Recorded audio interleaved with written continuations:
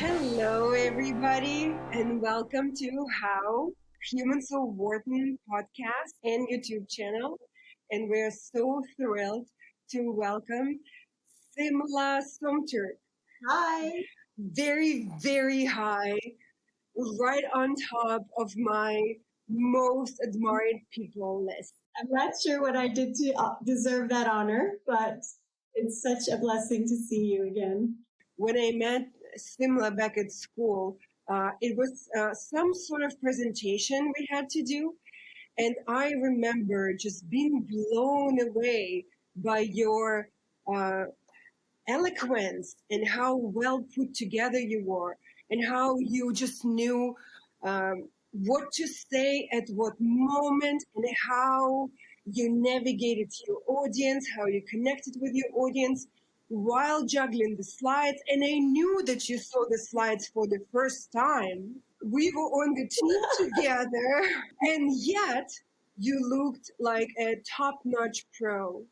Wow, what a compliment. Thank you. I had no idea. I wish I could remember that day, that instant. Every interaction with you since has always confirmed and raised you in my eyes even higher, if that's even possible. And Sean, for your information, Simla was a producer of Wharton's Cultural Show. Simla, is it like the largest activity we do at school? Possibly. We had over, I think it was over 350 performers and something like 7 or 28 acts. And it was one of the absolute best experiences of mine at Wharton and in general. It was phenomenal. Simla, I wanted to ask you to tell us a little bit of your story and specifically about what led you to Wharton. How did you end up there? So I was born outside of the United States, and we moved a lot as a family due to my father's career. And I knew, because I grew up through the American school system, that that was the one culture that was my constant, not my birth culture. And that ultimately I knew I wanted to go to school in the U.S. For college and then build my life here. And so I did that. I came to the U.S. for undergrad, and I stayed, and I went straight into management consulting and technology consulting. It came at a great time because that's when tech was booming. And I lived in DC. I traveled all over the country working on this like tech / marketing strategy projects. And my company was amazing in that they saw me fit to sponsor for a visa and then my green card. And then ultimately I ended up with my citizenship.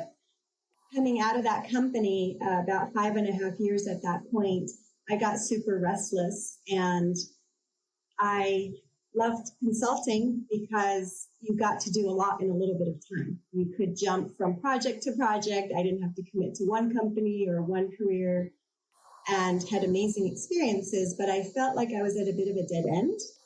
Is this all there is to life? Like, I'm so bored. And so business school came up, and I just felt this spark of, great, that feels amazing inside. I'm going to go for it. And so I applied.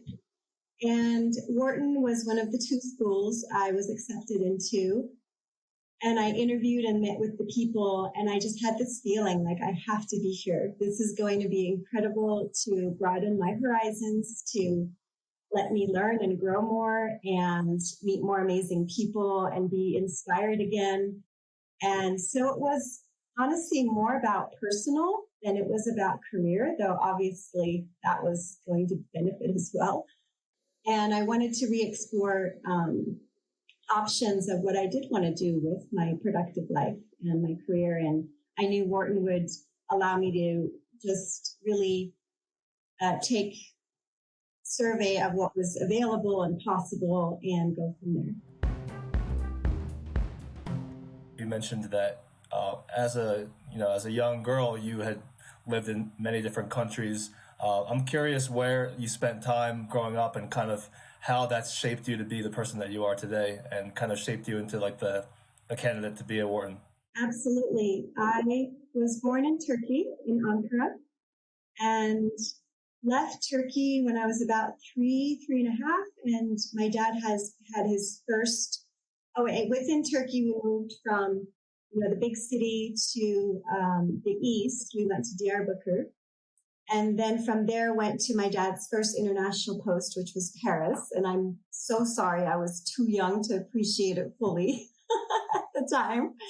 Um, one of my biggest memories is going up the Eiffel Tower with my grandmother using the stairs because she was afraid of the elevator. And then we went to Cairo, Egypt, and started kindergarten there. And from there, we moved to Kuwait. I did second, third, and fourth grade there. And then we moved to Malaysia. Malaysia was fifth, sixth, and half of seventh grade. And then we moved back to Turkey, to Ankara. I was there for 3.5 years.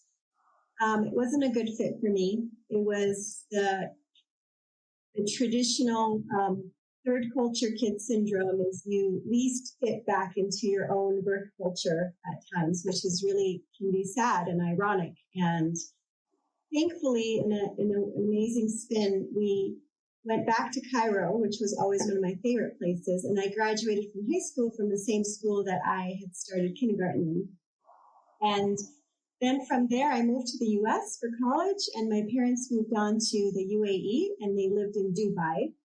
And Dubai was a desert village at that time. Like, I see pictures of Dubai, and I think, what is this place? It's like on a different level. I have lived all over the US, on the East Coast, West Coast. Now I'm in Colorado, traveled a lot for work. I've moved 20 times. This home that we moved into during COVID is my 20th move, and I think I'm done. I think I just want to grow and stop for a while. I love traveling still, but it will always be in my blood. It has absolutely shaped me. That's incredible. Wow, 20 moves. Something that just stuck out to me is that, I mean, as an adult, right, traveling is something that a lot of people look forward to as a pastime. It's like a fun thing to do. But I think as a kid, when you're going through elementary, middle, high school, that's like not something that you really want to be doing. Like you kind of like stability as a kid. And I think especially like when it comes to social growth and development, that must have been really hard for you. I mean, I can't imagine like that feeling of like maybe starting to finally get in a rhythm with having friends and stuff, and then, oh, we're moving. Is that something that particularly affected you when you were younger? When you go to these international schools, you're in a community that is used to being transient, and you build a different type of friendship, which is you have it for life. In a funny way, you actually don't lose those people. It's more likely you will hold on to those friendships, in my experience, than those where you are the other and you're the one outsider coming into that environment, like I was in Turkey. And so my oldest friend from kindergarten in Cairo, we're back in touch on Facebook, and we still have our jokes. She was my first best friend ever. And those friendships come with you. And just like with Elena, our paths crossed for 2 awesome years, but she will always be my sister. And no matter what she needs, where and when, and whatever time of day or night, she can call me. Or just for fun, if we connect, we will always pick up from where we left off. And that is something I wouldn't trade for the world. My high school class had 111 people, and I think it was insane. We had something between 40 or 60 nationalities or something. So I never, ever thought about differences. All I saw were human beings, and I still do. That's beautiful. I love your optimistic outlook on having to be moving around all the time. I mean, you very easily could choose to focus on the negative aspects of it, but the fact that you choose to focus on the positive parts and how it's made you to be a better person. Definitely love your outlook too on viewing people as humans rather than a race and kind of just partitioning everyone. That's absolutely wonderful for me. This positive attitude, seeing the silver lining in everything, did it come naturally to you, or did you have to work on yourself to see things this way?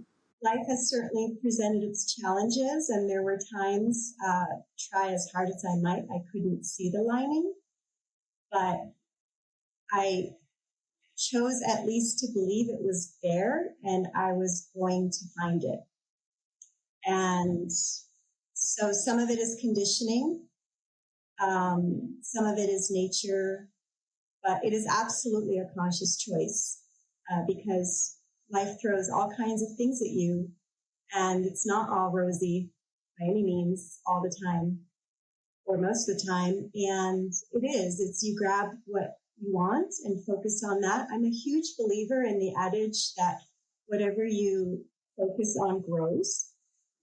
So if you choose to think about, talk about, feel about the stuff that is dragging you down, you will. And if you focus on what you want to move towards or the good stuff and expend your energy there, you create and you grow that. Amazing. This is so inspiring. And I've been having goosebumps throughout you talking. So I think we've talked about in previous episodes too, like don't focus on your failures as a negative, but as something that you can grow from. Wharton, did it turn out everything that you imagined, hoped for? It's more than I ever imagined a school could be, you know. It remains as one of the most amazing, concentrated 2-year periods of my life that I will be forever thankful for. And the thing that stands out the most are the people I got to meet and experience life with during that time and grow and make silly mistakes and have fun. We had so much fun, so much. The professors we had, the level of thinking. In hindsight, you know, I don't remember so much of the technicalities of what we learned, you know. Obviously, hopefully it's intrinsic at this point, right? You learn to think about certain business functions. I know how to work through financials, you know, whatever, and manage a P&L. But it made me, in hindsight, a better decision maker, somebody who can very effectively take the fire hose that is coming at you and call through to what matters, and both in business and life, and really refine a way of thinking that serves me in all aspects of life, to be honest, and not just business. How did your career work out after Wharton? I did not have a straight path by any means, sometimes by choice, sometimes by not. It has absolutely served my career in so many ways. The name Wharton alone is such a blessing on a resume. Even people who don't know you may be willing to talk to you or get to know you if, say, you're looking for a job, or it's just even an unconscious check mark, you know, they put next to your name in that, okay, they've met this threshold of competency and capabilities, and that is almost goes unsaid. It's pretty amazing. It opens doors. It's an incredible, I don't like the word network and what it connotes. It's an amazing community of people. Some of my deepest friendships were forged during those years and have remained. And so it opens doors. It gave me a sense of confidence that I didn't necessarily professionally have before. And not to say I'm always super confident. I still wonder, what the heck am I doing? You know, what are you entrusting me with? But it gives you the ability to figure it out. And that I have forever confidence in and utmost confidence in, because that's the best thing that probably came out of it for me, is the people and the ability to figure it out no matter what challenge or puzzle is thrown your way. you said you didn't really love the connotations around like the word network, I guess in like in a professional sense, and you chose to view it more as a community. Would you mind kind of like elaborating on that a little bit? It's the unifying aspect of the humanity of it. Network to me is a really cold word. Maybe because what it's come to mean, it's just like you're in it to meet people to get something out of it. And I don't like that. So a community supports each other. A community gives as much as it gets. And my interactions with Whartonites that I've known or never known, both have been that way, because there is a unifying element to this group of people that went through this particular experience. And just like moving from country to country, there's a unifying element wherever you go if you look for it. For me, it was everybody was transient. So that was a unifying element.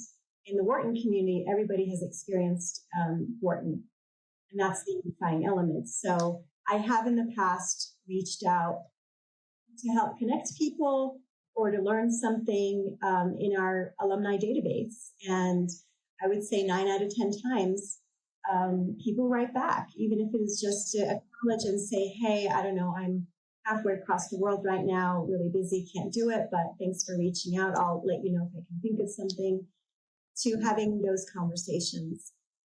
And that works for across class boundaries, I've found. And I don't know if that answers your question, but, and just in general too, is it's like when we were on stage at the cultural show, or anytime I have to give a talk, I try to remember I'm speaking to a human being. There may be 800 people or 1,200 people, as it were, in the audience, but each person is experiencing this one-on-one, and we're just going to connect on that human level. And that would take any trepidation or fear or anxiety that normally, with public speaking or whatever, that I might typically have. And the Wharton Network is kind of that way. They're also great people, and I want to be comfortable with that. You just mentioned a little bit about the cultural, the activities that you were involved with while you were at Wharton. What made you interested in being so involved with this group at Wharton?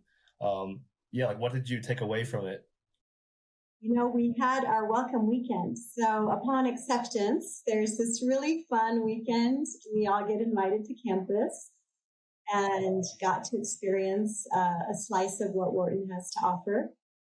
And there was a segment that was displayed of the cultural show during that weekend, and I went. I love the performing arts and I love culture. So I was like, this is a no-brainer. And I remember sitting in my chair, and Elena, I think I was sitting next to Cengiz or someone. And I remember turning to him and saying, oh my God, I have to do this. And so from the very beginning, when I came in as a first year, I asked around, met with the co-producers that year, and said, I basically want to intern with you because I would love to have a part in this amazing production in my second year.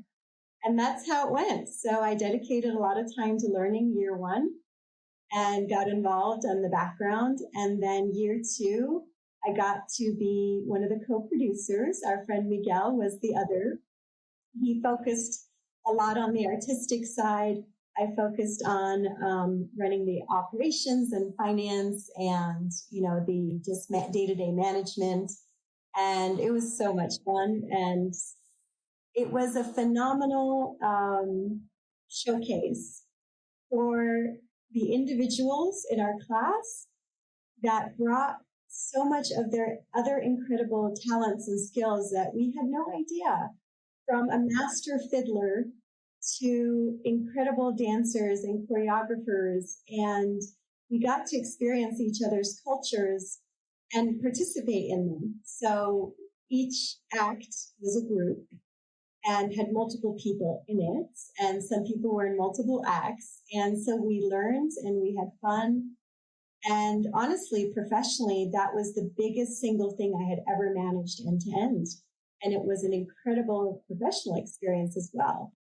As a participant, I definitely felt it. It was really so well organized, and it felt so safe and so productive.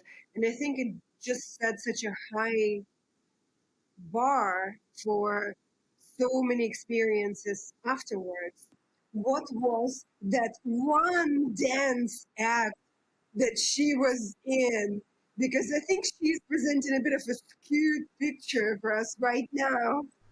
It was a beautiful group production of a belly dance. Oh, awesome. With one star. I think at one moment I had a sword on my head or something. It was so fun. Literally hundreds of hours of practice. I've certainly never been in better shape in my life. But I had dabbled with belly dancing in the years prior when I lived in DC with my best friend there. And it was a natural progression. And we had an incredible group of women who wanted to participate. And we hired this great teacher and choreographer to pull us all together, because I'm not a choreographer by any means. But it was so much fun. I don't know how much you want to get into specifics, but I had... As much as you want. It's your show. I would love to hear about it, and I'm sure everybody else. Okay. Yeah. Sure.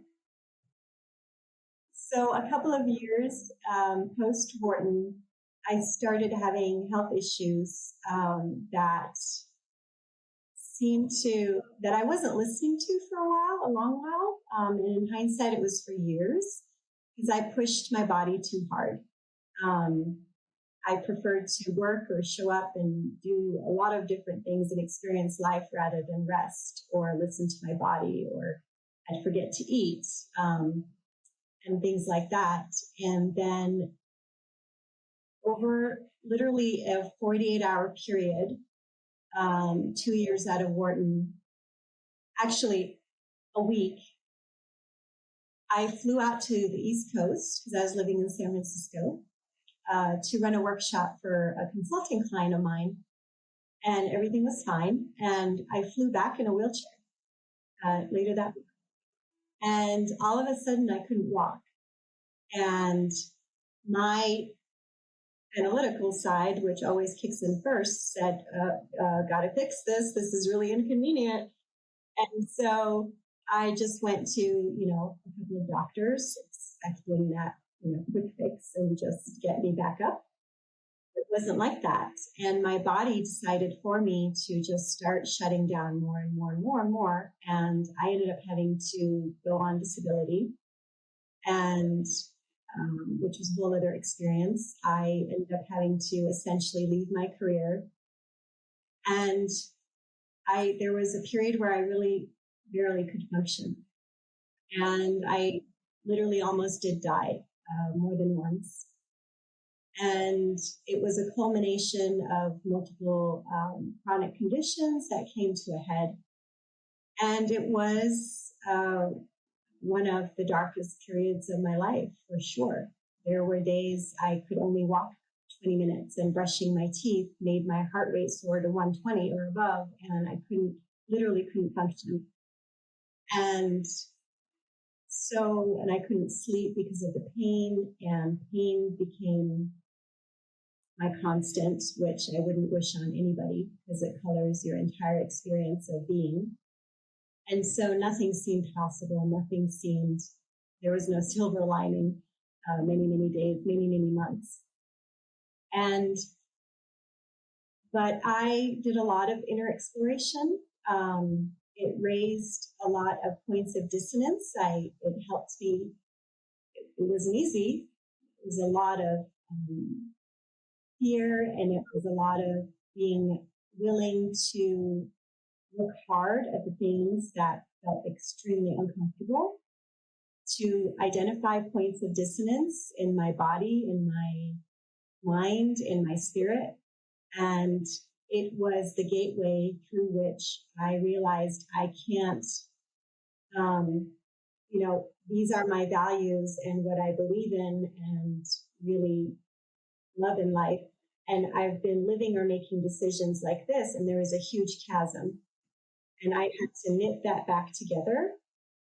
And along the way, also find things as tiny as they were that brought me joy and that helped me take literally a step at a time, day by day. And that's all it was sometimes that I could do, is believe in the next one thing, like this plate of beautiful food is going to help heal my body. And that's how I actually fell into food as medicine. It was one of those all body knowings, just like my Wharton choices. I thought through it. I saw a couple of dozen, of allopathic medical doctors that kept telling me the same thing. They said, there's no way to cure or heal this stuff. You just have to learn how to live with it. Here's your pain, here's your tranquilizer, here's your antidepressant and more painkillers, and see ya. And that ended me up in the emergency room. The medications gave me medication-induced pancreatitis and hepatitis, which is inflammation of the liver and inflammation of the pancreas. And so that got worse and worse. So finally, I had nowhere to go but in. And that's when I found my team. That's when I put it out there, and in a point of surrender, honestly, it was just such a raw place to be that I was open to anything and everything, and it had to feel right. And that's how I found my doctor I work with to this day. And she is like family to me. And that's how I found my path to practicing nutrition, because first it was for me, knowing that I was going to heal my body from the inside out, from the root causes, not the symptoms and such. I remember taking a bag that weighed probably 5 or 6 pounds of pills. I had a new dentist that was eco and sustainable and safe in all their practices. So she helped me take this bag of pills and dispose of it safely, environmentally safely. And that was that. I refused to go back to the old model. And that, you asked about my career, but that is an inextricable part of what has shaped my career choices from that point on. And I did nutrition for myself. I went to 2 different schools, one for coaching, one for clinical nutrition, based off of functional medicine type of framework, and naturally grew into having a practice. And I worked with people who lived with really serious chronic conditions. And I did that exclusively for about 7 years. And at that time, I also, life changed again, and I chose to seek something different again. I needed a change. I was getting intellectually, I needed a new stimulus, and I went back to independent consulting, worked in innovation and medical devices. I also worked at startups. Always has some element of natural living or health at that point. And realized way after most people do that I wanted to go into the natural product space, and I was living exactly where that was ballooning, which is Boulder, Colorado. But nobody wanted to hire me because I didn't grow up through the CPG industry. So most people go into it right after undergrad or right after their MBA or both. And I had done no such thing. So I believe in trying yet again and again, and listening to those nudges the universe gives you. And at some point it is luck, but luck favors the prepared, as they say, and I was always prepared. And luck in this case favored me when I was done with consulting and I wanted something with a little more depth to it, in that you get to own your outcomes, right? That's what I was missing. And I connected with the right person who was hiring, who saw past the unconventionality in my resume and said, wow, you're exactly the person I need, and gave me that opportunity. And so I found myself in the CPG industry in an incredible group doing one of the things I love best, which is building from scratch. And we got to build a team from scratch in this amazing innovation department at a natural foods company. And, you know, I'm a trained marketer. My undergrad is marketing. My MBA is marketing strategy, as well as information systems, economics, and strategy. But marketing has been my functional core. And yet I couldn't market. Even coming out of my MBA, I went back into consulting because I realized I cannot market and sell things that I personally wouldn't use or believe in. And that back then in 2004, I didn't know how to tap into like this industry of natural, et cetera, products was very, very nascent still and not at the forefront. So fast forward to 2014, I think it was, you know, different. And I was physically where this incredible renaissance was happening. And so connected with that company, had an amazing ride. They got acquired, and I worked Fortune 100, you know, over 10 years as a consultant, and I knew that's not where my heart was anymore. And so decided to pursue a different opportunity that also came up. Smaller company where, again, completely aligned with my personal values as well. And that's where I still am. And this is the biggest commitment and longevity I've had with any one company.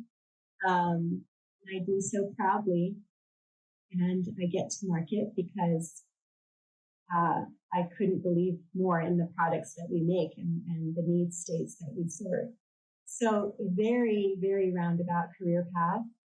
And, you know, the carpet got pulled out really fast from under my feet, you know, back then. And I, for a long time, could not see a path forward. I thought I had lost everything. I thought I lost my career. And ultimately at the time I did. I lost my career. I lost my marriage. I couldn't see my family for 2 years. And so it was, in hindsight, what I call as the best, worst thing that ever happened to me, because had that not happened, this would not have happened. And I had the types of disabilities most people have at the end of their lives or towards the very elder years of their lives. And it made me also appreciate things now earlier in life and not wait than later. And also appreciate, I think about my elder years more than probably it's healthy, because I've been there. I've had to be carried. I've had to, you know, be dependent on others. And I know I want a glorious older life as well. And so I take good care of my body. I take good care of my mind. And I want to be financially secure and independent to be able to provide myself the care and not be a burden on my family at any point in my life. And so those are all things that have fundamentally shaped me. And also because of this, the career choices I make it's the most important thing is who I work with, who I surround myself with. I have an absolutely no assholes policy. Life is way too short to spend more time at work and being with people that we work with than we do with our families that we've chosen, right? And so it's just as important to me. I have to respect, if I'm reporting to someone, I have to respect them. I can't pretend anymore. And I can only market, like I said, or do things that I find meaningful and hopefully contributing to our greater good. I work for a B corporation, and it's people and planet, not just profit. And we mean it every day and every decision of the week and of the day. And I don't think I could be any other way anymore. I can't not know those things, and I can't not be aligned with what matters most and the people we love and what we do to create a more beautiful world, hopefully, no matter professionally how that shows up.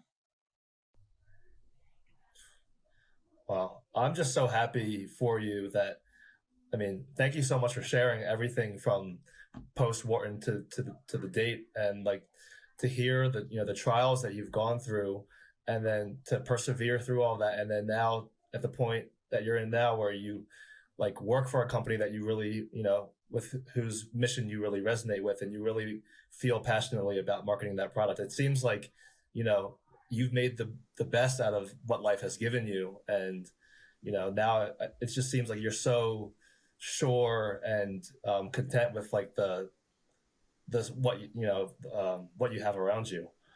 So I think that's. Thank you so much for sharing. I think we're about to wrap up. Thank you so much, Simla. This was such an inspiring conversation. It was awesome for me. I loved hearing, and I'm going to remember this.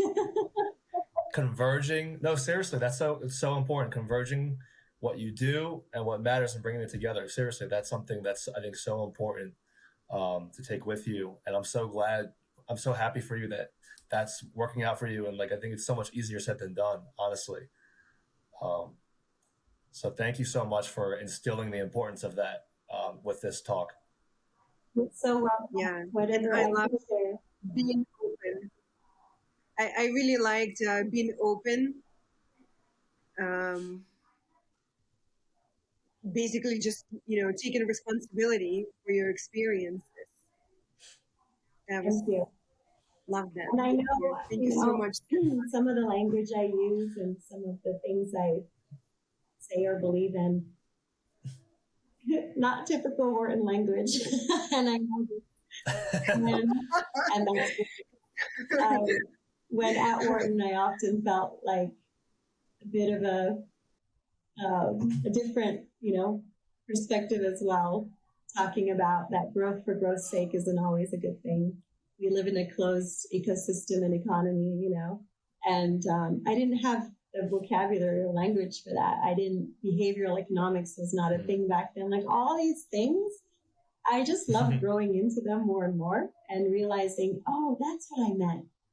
I didn't know how to say it or think it fully, but now I have a little bit more experience, so I can, and it all comes together, and that's the beauty of it. And Sean, such a pleasure meeting you.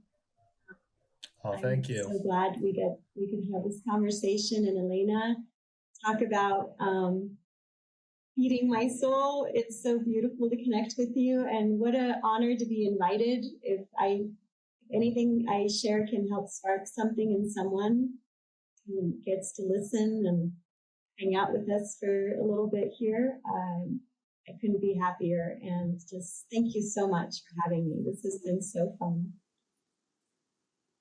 The pleasure is absolutely all ours. Thank you so much, Simla, for your time today. Seriously. You too.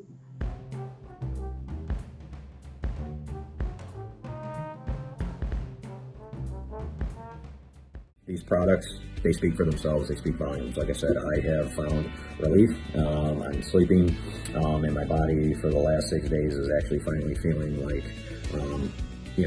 good, because I'm getting the rest that I need. Been a game changer for me.